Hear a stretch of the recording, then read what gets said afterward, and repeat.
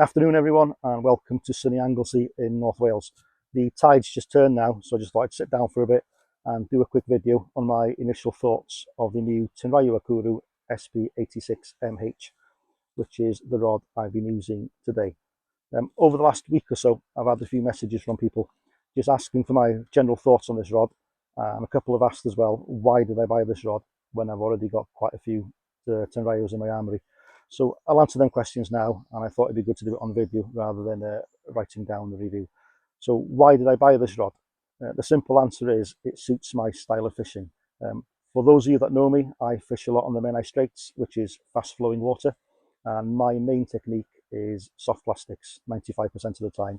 A soft plastic on a weedless hook on jig heads ranging between 10 and 25 gram, depending where I'm fishing, how deep the water is and how fast the flow is, and that's where the Akuru comes into its own really. It's 8'6", it's got a casting range of 14 to 55 gram, and it's got a very fast action tip, and that is perfect for my style of fishing. What I do is I cast up tide and I let that lure hit the bottom and basically trot in the current, and because of the action on this rod, you can feel every lump and bump as that lure is going down in the flow.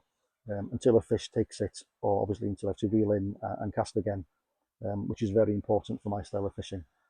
Also, when you're using lures such as the Dark Sleeper, which I've got on here, for those of you that have used it, you'll notice that the fish tend to get hooked mostly in the top of the mouth, which is quite bony and quite hard.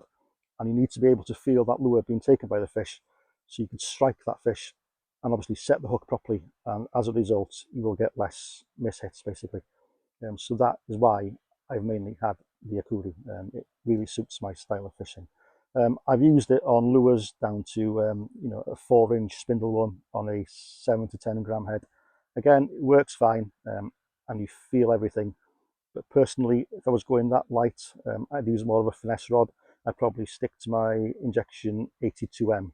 The same if I'm using 5-inch spindle worms on belly weighted hooks. Again, 5-inch one-up shads on belly weighted hooks. I'd use my 82M or even my fast finesse, just because it suits them lures better. I've used surface lures on this Akuru.